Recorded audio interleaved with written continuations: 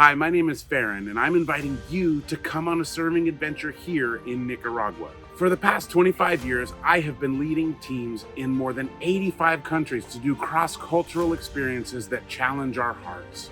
I'm telling you, this is going to be one incredible trip. I have seen things here that I have never seen before, and I want you to experience it. Nicaragua is the poorest country in Latin America and the second poorest country in the entire Western Hemisphere. When I take a team somewhere, it's because I have weighed the risk, I have prayed for God's clear calling, and I have found an organization that will carry the torch of our impact far beyond when we leave. Here, that ministry is known as Deeply Rooted Grounds. Deeply Rooted Grounds is strategically located in the poorest area in Nicaragua, Jinotega. The primary industry here is the coffee farms that surround the higher altitude mountains, and the folks in Jinotega go up to work there during the harvest season. 37 to 40% of the folks that live here live below the poverty line, spending less than $2 a day to survive. There are public schools here, but in order to attend, kids must choose between affording school supplies like a uniform, shoes, notebooks, and pencils, or food. Nathan and Maria Pendleton started Deeply Rooted Grounds when Nathan married Maria, a local that used to work in the market and go to pick coffee with her mother. They started out by feeding the children by Maria's childhood home that were just begging for a spoonful of rice, a tortilla, or whatever they could spare. They now feed more than 9,000 children across Nicaragua using strategic local partnerships.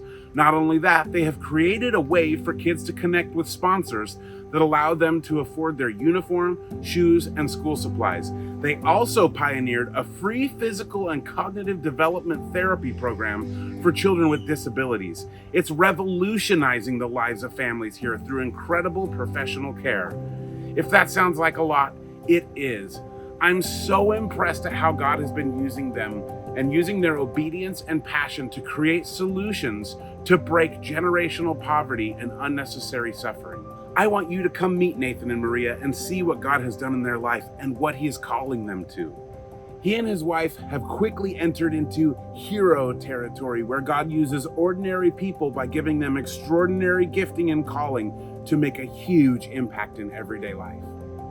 I don't just want you to meet them, I also want you to come alongside them and volunteer here to cook a meal for these kids. You'll be in the kitchen preparing food. Then you'll be serving it to the kids and playing with them. You'll even have a chance to jump right in and serve in the after-school program. You'll meet kids like Lester. This is a 7-year-old who showed up an hour early to the feeding program, which meant he was really hungry. I later watched him along with a few dozen others receive their sponsorship to attend school. Lester's mom told me this school uniform is the only other set of clothes he has, and it's the very first new clothing he has ever owned. You guys, she saved the plastic packaging that the collared shirt came in. She hugged it to her chest, and she said, "This is a miracle.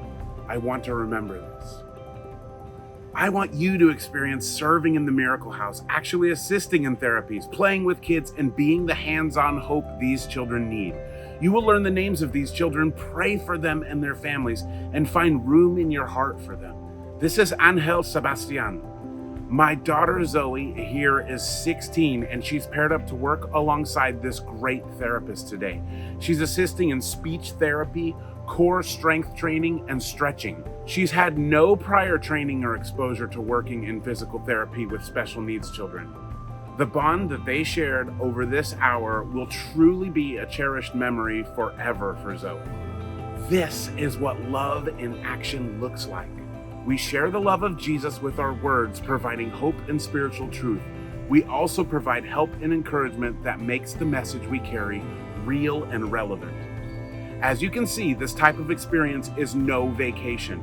We have deliberately designed stress points planned for you to encounter yourself. You heard me right. This trip will cause you to confront yourself, your assumptions, your attitudes, and hopefully align your heart with what God is doing. It's gonna be uncomfortable. It's gonna be hard, but it's gonna be worth it. Many people who take a trip like this not only return more grateful for the life that they've been born into, but many feel a sense of purpose and calling beyond their daily life at home. I want you to find The joy in offering not only help, but hope as you learn to share this great news of Jesus' love and sacrifice across cultural barriers. I believe God will use your presence here to cause His purpose for their lives to surface through the love and truth that you bring here. If you're ready to push yourself in ways that you've never experienced before, this is a trip for you. Physically, emotionally, spiritually, this trip is challenging. You're going to have to engage when you're exhausted and maintain a good attitude. The Bible calls every believer to go and make disciples of all nations and to share the news with all people in the world that Jesus died for their sins and God has a plan for their life. This trip is one way for you to be faithful and obedient in God's calling. The question is God calling you in this season for this trip to come and serve in Jinotega, Nicaragua with deeply rooted grounds? I'm hoping the answer is yes. I want you to pray about it. I want you to start talking to your friends and your family and see if God confirms that this is the trip for you. I'm excited and I can't wait to bring you down here. It's going to change your life.